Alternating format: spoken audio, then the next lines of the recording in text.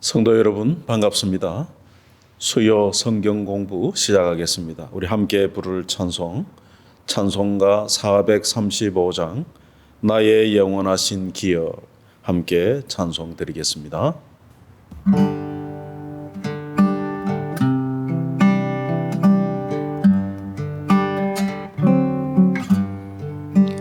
나의 영원하신 기여 생명보다 귀하다.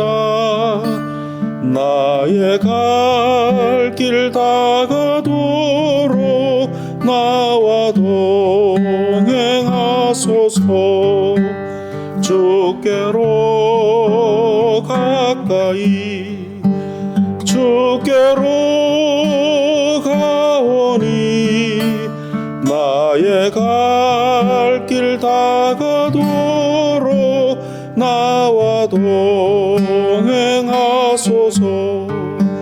세상 부귀 안일함과 모든 명예 버리고 험한 길을 가는 동안 나와 동행하소서. 주께로 가까이 주께로 가오니 나의 갈 길 다가도록 나와 동행하소서. 어두운 골짝 지나가며 험한 바다 건너서 천국 문에 이르도록 나와 동행하소서.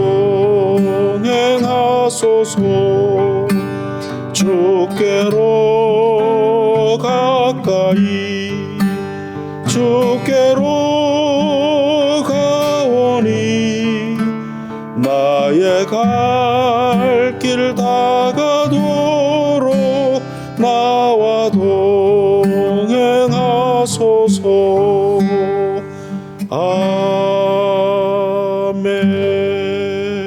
아멘. 기도드리겠습니다.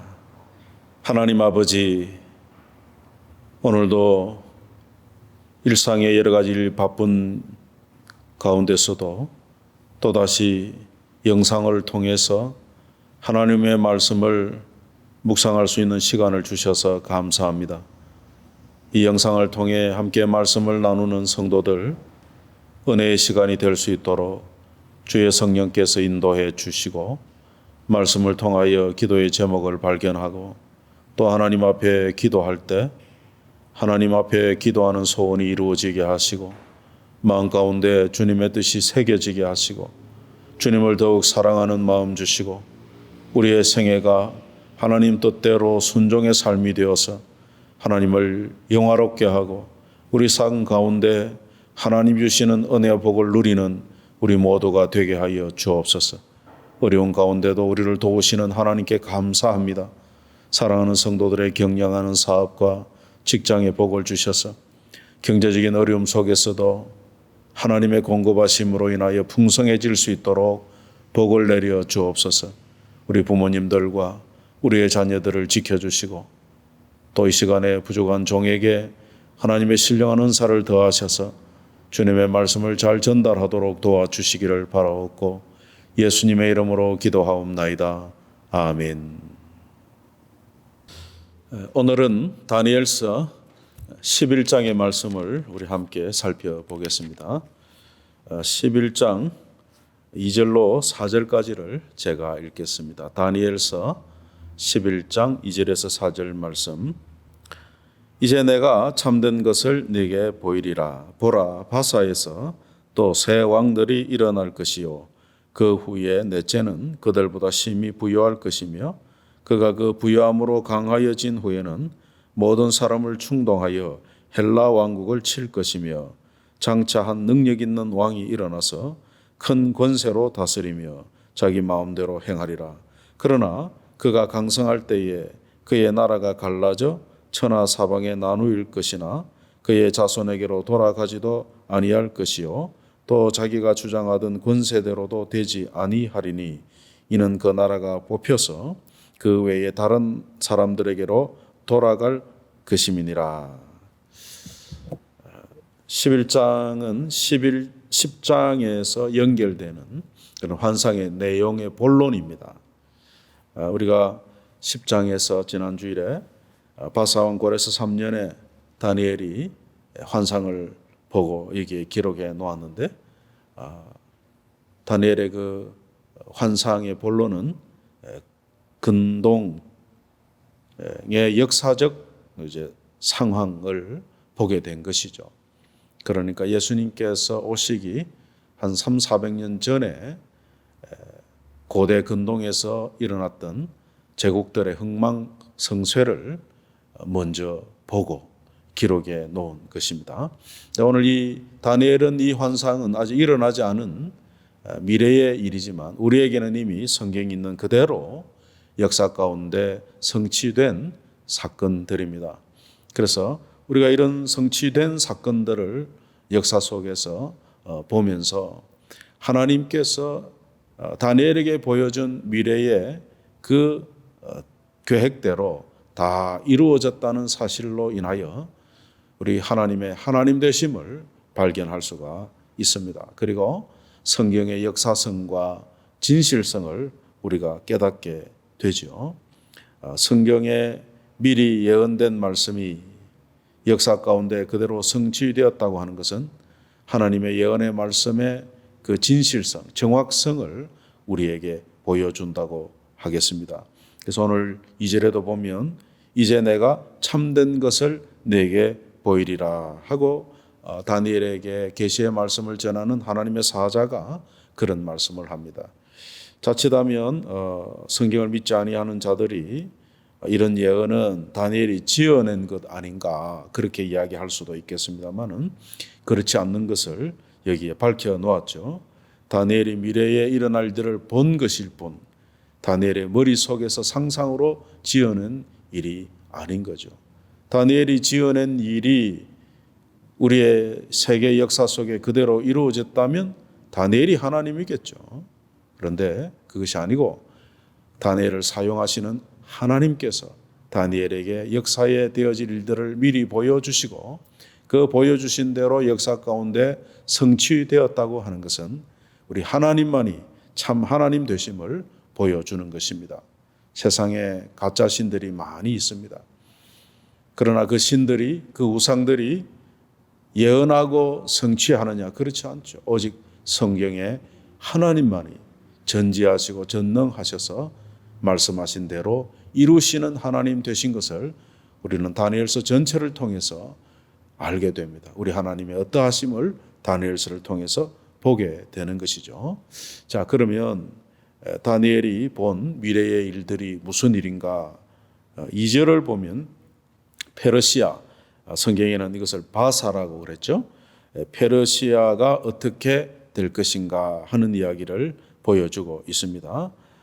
바사 페르시아는 고레스라고 하는 왕이 제국을 건설했죠. 그 이후에 새 왕이 또 일어날 텐데 그 후손들 중에 네 번째 왕이 강해서 헬라를 칠 것이다. 그런 말을 해놨습니다. 이 역사 그대로, 이 예언 그대로 페르시아의 크세르크세스, 우리 성경에는 아하수에로라고 되어 있죠.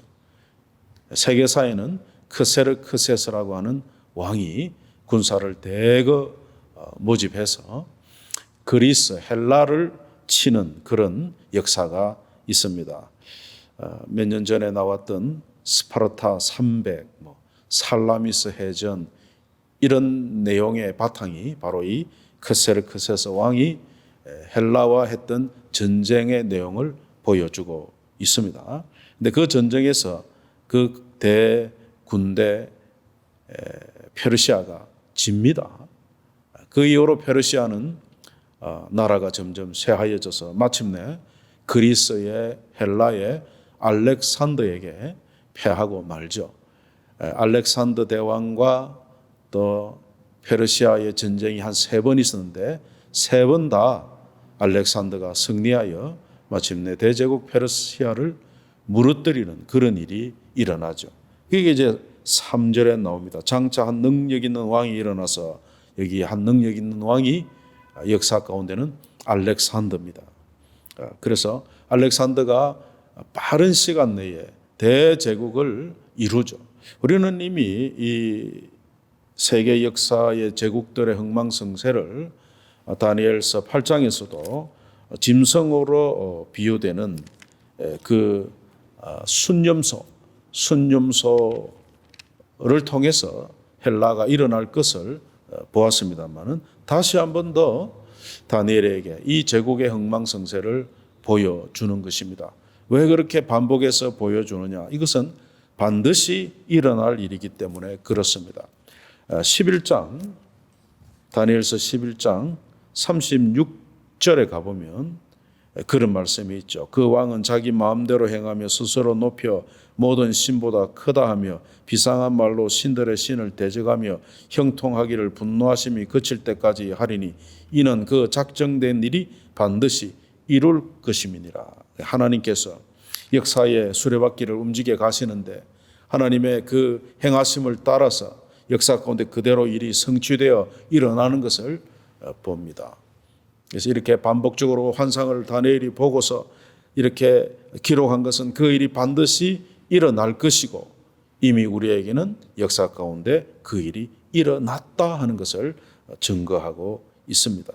근데 4절에 보면은 그 알렉산더의 헬라 제국이 또 오래가지 않고 알렉산더가 30대의 초반에 죽음으로써 나라가, 제국이 알렉산더의 후손으로 이어지지 않고 수하의 4명의 장군에 의하여 분열되어서 각 나라가 되는, 내 나라가 되는 이런 역사가 있습니다. 이게 4절이 바로 그 말씀이죠. 그가 강성할 때에 그의 나라가 갈라져 천하사방에 나눌 것이나 그의 자손에게로 돌아가지도 아니할 것이요 또 자기가 주장하던 권세대로도 되지 아니하리니. 여기에 자손에게로 돌아가지 아니한다는 그대로 알렉산더 왕에게도 아들이 있었습니다마는 암살당하여 죽고 왕위를 물려받지 못했죠. 그래서 우리가 앞에서 순념소 머리에서 난 네 뿔이 있는 것을 보았죠. 그 네 뿔이 바로 나라를 물려받은 네 장군에 의해서 네 나라가 되는 것을 보여주고 있습니다. 이런 그 다니엘의 본 환상대로의 예언 그대로 역사 가운데 이렇게 성취되었다는 사실, 우리는 여기서 다시 한번 성경의 역사성과 정확성을 알게 되고 우리 하나님의 그 말씀 그대로 되어진다는 사실을 볼 수가 있죠. 5절부터 보면 남방의 왕들은 강할 것이나 그 군주들 중 하나는 그보다 강하여 권세를 떨치리니 그의 권세가 심히 클 것이요 몇 해 후에 그들이 서로 단합하리니 곧 남방 왕의 딸이 북방 왕에게 가서 화친하리라. 그러나 그 공주의 힘이 쇠하고 그 왕은 서지도 못하며 권세가 없어질 뿐 아니라 그 공주와 그를 데리고 온 자와 그를 낳은 자와 그때 도와주던 자가 다 버림을 당하리라. 이런 말씀이 있죠. 여기에 나오는 남방왕 또 북방왕 이렇게 나오는데요. 이 알렉산더 수하에 있던 네 장군에 의해서 나라가 4개가 되는데 그 네 장군의 이름은 카산드 또 리시마쿠스, 안티고노스, 톨레미라고 하는 네 장군이 있었습니다. 그래서 카산드는 헬라 본토를 이어받고요. 리시마쿠스는 트로이카, 비도니아 저 위에 소아시아 지방을 또 다스리게 됐고, 안티고누스라고 하는 장군은요 수리아 지역, 그러니까 바벨론, 페르시아 있던 그 수리아 지역을 차지하게 됐고요. 톨레미라고 하는 장군은 이집트를 차지하게 됐습니다.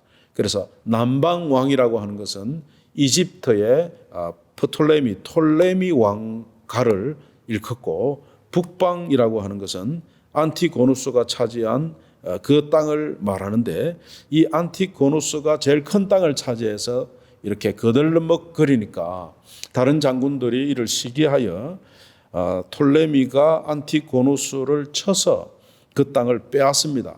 그때 톨레미의 수하에 있던 셀류크스라고 하는 장군이 있었는데 이 장군이 안티고누스를 몰아내고 수리아 지역을 점령을 합니다. 그런데 그가 점령하자 그 땅의 왕이 되어버립니다. 그래서 이집트의 톨레미 왕조와 수리아의 셀류쿠스 왕조가 서로 싸우는 일이 있는데 이것이 150년 동안에 지속되는 가장 오래된 전쟁의 역사를 기록하고 있습니다. 서로 뺏고 뺏기는 이런 싸움을 하다가 이 6절에 나오는 이것은 애굽의 톨레미 2세의 딸과 수리아의 안티오코스 2세가 정략 결혼을 합니다. 그래서 애굽의 왕이 수리아의 왕에게 자기 딸을 시집을 보내죠. 그래서 한동안 이 전쟁이 그치는 듯 평화의 시대가 있었지만은 이 안티오코스 2세라고 하는 수리아의 왕에게는 본처가 있거든.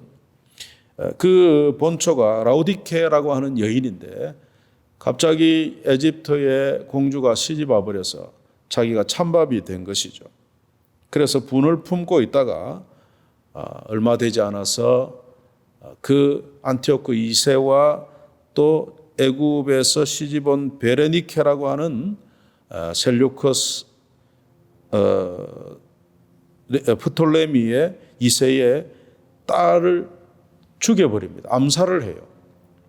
그러니까 또 에집트에서는 그 시집 보낸 공주의 남동생이 왕이 돼가지고 또 이 원수를 갚는다고 또 전쟁의 소용돌이에 휩쓰이게 되는 것입니다. 그래서 이렇게 엎치락 뒤치락 남방왕 애굽의 왕들과 북방왕 수리아의 왕들이 끊임없이 전쟁을 치는데 그 역사가 한 150년을 갑니다. 우리가 역사 속에 세계 역사를 읽어보면 100년 전쟁도 있었지만 이렇게 150년 동안에 전쟁하는 일이 없는데 이렇게 오랫동안 이집트와 수리아가 전쟁을 친 역사가 있죠. 그런 역사 속에 이런 정략 결혼들이 일어나고 또 평화를 조금 얻은 듯 하다가 또 뺏고 뺏기는 싸움을 하고 이렇게 되는 것을 봅니다. 그래서 북방 수리아와 남방 이집트가 전쟁을 치기 위해서 오고 가는 길이 있는데 그 길목에 뭐가 있습니까? 예루살렘이 있죠. 유다가 있습니다. 팔레스타인이 길목이죠. 그러니까 150년 동안에 이들이 왔다 갔다 하면서 전쟁을 치는 동안에 팔레스타인 유다 땅은 그야말로 황폐하게 되는 것이죠. 한 번은 예루살렘을 수리아 지역에 셀류코스 왕조가 잡았다가 또 한 번은 이집트의 프톨레미 왕조가 잡았다가 뭐 이렇게 치이고 저렇게 치이고 아무튼 예루살렘이 여러 가지 어려움을 겪게 되는 것이죠. 그러니까 다니엘이 이런 이 예언의 말씀을 하나님께서 보여주는 환상을 통해서 보면서 참 가슴이 미어지는 것이죠. 그래서 늘 그가 하나님 앞에 슬픈 마음으로 기도했던 것을 우리가 볼 수가 있죠. 그래서 이 성경이 이제 19절까지 바로 그런 전쟁들과 또 잠시 화목이 일어나는 일들을 쭉 이야기를 해놨습니다. 그래서 북방왕, 남방왕은 알렉산더 수하에 있던 4명의 장군에 의하여 나누어진 이집트와 수리아의 전쟁이다 하는 것을 알 수가 있습니다. 그런데 이제 20절에 가면은 그 왕위를 이을 자가 압제자를 그 나라의 아름다운 곳으로 두루 다니게 할 것이나 그는 분노함이나 싸움이 없이 몇 날이 못되어 망할 것이요. 그렇게 되어 있는데 이 이집트의 왕조는 왕조대로 가고 수리아의 또 왕조는 왕조대로 가는데 그 가운데 안티오코스 4세라고 하는 수리아의 왕이 나타나는데 그가 성경의 악한 왕으로 적그리스도의 상징적 인물로 나타납니다. 그는 로마에 인질되었던 그런 사람인데 그가 왕이 되어가지고 이집트를 또 정벌하러 갔다가 로마의 개입에 의해서 자기의 꿈을 이루지를 못합니다. 이집트를 차지하지를 못하게 되죠. 그래서 그 이야기가 20절부터 또 35절까지 안티오코스 4세, 안티오코스 에피파네스라고 불립니다. 그 에피파네스라고 하는 이름의 뜻은요, 신의 현현자다. 자기가 신이라는 거예요. 그래서 얼마나 교만한지 자기를 신성화하고, 그래서 애굽을 치러 갔다가 로마의 개입으로, 여기 보면은 30절에 보면은 이는 기띔의 배들이 이르러 그를 칠 것임이라 이렇게 되어 있는데, 이 기띔의 배들이 누구냐면 로마의 해군이거든요. 그래서 애굽을 치러 갔다가 그 꿈을 이루지 못하고 로마에 막혀서, 이미 이때는 로마가 이집트를 이제 화친하고 이집트에 점령하고 이렇게 세력이 크게 확장됐던 시절입니다. 그래서 이집트를 치러 갔던 안티오코스 4세가 꿈을 이루지 못하고 좌절을 겪고 로마의 개입으로 이제 전쟁 점령을 실패하고 돌아오는 길에 무슨 일이 있느냐, 그 화풀이를 예루살렘에 들어가서 성전을 회파하는 것으로 이렇게 분풀이를 하게 되는 것이죠. 그 이야기가 여기에 쭉 나옵니다. 그럼 우리가 31절부터 한번 보십시다. 군대는 그의 편에 서서 성소 곧 견고한 곳을 더럽히며 매일 드리는 제사를 폐하며 멸망하게 하는 가증한 것을 세울 것이며, 그래 되어 있죠. 이 예언 그대로 안티오코스 에피파네스가 예루살렘 성전에 제우스 신상을 세우고 돼지피로 제사를 드리고 많은 경건한 유대인들을 잔인하게 죽이는 이런 악한 일이 발생을 합니다. 역사의 책에 의하면 한 600명의 유대인들을 길에 깔아놓고 마차로 깔아서 죽이는 이런 악행을 했다는 사실을 기록해 놓고 있습니다. 그러니까 이 시기에 예루살렘은 또 한 번 크게 회파가 되고 많은 경건한 유대인들이 죽임을 순교를 당하는 이런 일들이 역사 가운데 있었습니다. 그래서 이 안티오코스 에피파네스가 하나님을 대적하고 하나님의 성전에 들어가서 하나님을 모욕하고 이렇게 자기를 신성화하고 악을 행하는데, 이 안티오코스 4세가 바로 미래의 종말에 일어날 마지막 적그리스도의 어떤 상징적인 모습으로 우리에게 비추어지고 있는 것입니다. 그래서 성경의 예언의 특징 중에 하나가, 성경의 예언은 가까운 미래를 예언할 뿐만 아니라 더 나아가 좀 먼 미래도, 그 가까운 미래의 성취를 보고 먼 미래도 볼 수 있도록 그렇게 되어 있죠. 다시 말하면 우리가 여기 서서 먼 산을 바라보면 앞산이 있고 그 뒤산인데, 앞산은 좀 선명하고 뒤산은 좀 흐리지만 점점점 그 가까이 가보면 그 뒤산도 선명하게 눈에 보이는 것처럼, 이 안티오코스 4세의 이와 같은 악한 일들이 이제 예수님의 재림을 앞둔 종말에도 하나님을 대적하는 세력들이 일어날 것을 성경은 보여주고 있습니다. 그것이 이제 36절 이후에 보여주는 바인데요. 36절을 보면은 그 왕은 자기 마음대로 행하며 스스로 높여 모든 신보다 크다 하며 비상한 말로 신들의 신을 대적하며 형통하기를 분노하심이 그칠 때까지 하리니 이는 그 작정된 일을 반드시 이룰 것입니다. 하나님께서 이렇게 역사 가운데 하나님 대적하는 자들이 일어날 때 좀 내버려 두시죠. 내버려 두시고 그 일을 인하여 믿는 백성들의 믿음을 강하게 훈련하시고 또 하나님 나라를 소망하게 하시고, 그런 어떤 하나님의 뜻하신 바가 있죠. 그러나 때가 되면 하나님이 반드시 그 악을 또 심판하십니다. 11장 45절 마지막 절을 우리가 보시면, 그가 장막 궁전을 바다와 영화롭고 거룩한 산 사이에 세울 것이나 그의 종말이 이르리니 도와줄 자가 없으리라. 안티오코스 4세가 그렇게 악하게 길게는 6년 또 아주 악하게 악행을 했던 데는 한 3년 6개월쯤 되거든요. 그 시기에 또 유대에서는 경건한 자들이 일어나서 우리가 중간사 공부를 할 때 살펴봤던 마카비 가문이 일어나서 독립투쟁을 통해서 그 성전을 회복하는 때가 있거든요. 그것을 유대인들은 수전절이라, 성전을 회복했고 깨끗이 한 날이라 그렇게 해서 절기를 지금도 지키고 있습니다마는, 그 안티오코스 4세도 망하지 않을 것 같지만은 하나님의 심판으로 아무도 도와주지 않은 상황에서 슬슬이 죽었다는 것을 또 역사가들이 증거하고 있습니다. 그래서 이런 그 시대의 마지막 때에 되어질 그런 일들 가운데도 이런 하나님을 대적하는 악의 세력들과 권세가들이 일어날 것을 성경은 말씀하고 있죠. 그래서 역사 가운데 헛된 야망을 품고 악을 행하여 특히 하나님의 나라, 교회를 해치는 악한 자들이 시대마다 나타났습니다. 그래서 성경에는 적 그리스도들이라고 복수로 쓰여지지만은 마지막에 예수님의 재림을 앞두고 한 번 더 악한 적 그리스도가, 마지막 적 그리스도가 나타나게 될 것입니다. 그래서 그 마지막 적 그리스도가 이제 심판을 받고 하나님께서 행하시는 종말이 오는 것이죠. 그래서 여러분, 우리는 지금 남은 예언을 가지고 있죠. 예수님의 재림과 또 심판입니다.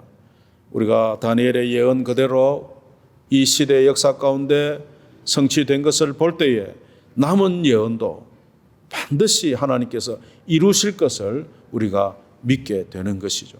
그래서 우리는 다니엘서의 예언들을 통해서 하나님의 그 정확하심과 그 하나님의 예언의 확실성과 또 하나님의 하나님 되심과 이런 것들을 우리가 깨달을 수가 있겠습니다. 여러분, 이 시대가 하나님께서 모르고 있지 않다. 하나님께서 다 알고 계시는 가운데 하나님의 허락된 상황에서 일어난 일들인데, 우리가 이렇게 참 하나님을 믿고 섬기면서 오늘 우리가 하나님의 말씀을 통해서 우리의 믿음을 지키고 하나님 나라를 바라보고 마지막 때를 살아가야 될 우리의 믿음의 사람들, 우리를 이 시대에 부르신 하나님의 뜻을 우리가 발견하고 용기 있게 믿음으로 살아야 한다는 사실을 우리는 다니엘서를 통해서 살펴보았습니다. 12장에는 이제 마지막 때에 되어질 일들 우리에게 보여주고 있는데, 이 마지막 장은 또 다음 주에 우리가 살펴보도록 하겠습니다. 오늘은 다니엘이 본 환상의 본론이 되는 고대 근동의 역사적 상황을 보고 그것이 세계사의 역사 그대로 이루어진 것을 우리가 보면서 성경의 역사성과 진실성을 다시 한번 확인하는 그런 시간이 되었기를 바랍니다. 기도하겠습니다. 하나님 아버지, 다니엘의 예언을 통해서 그 예언이 역사 가운데 성취된 것을 보면서 하나님의 예언이 그대로 이루어지는 것을 우리가 보았습니다. 우리에게 남아있는 마지막 때의 예언도 그대로 이루어질 것을 우리가 믿을 때에 하나님 우리에게 주신 말씀을 붙들고 믿음을 가지고 우리의 선한 삶을, 우리의 남은 생애를 싸워 나아가야 할 것을 권면하심을 감사합니다. 이 믿음으로 우리의 생애가 하나님 앞에서 아름다울 수 있도록 주의 성령께서 역사해 주시기를 바라옵고 예수님의 이름으로 기도하옵나이다. 아멘.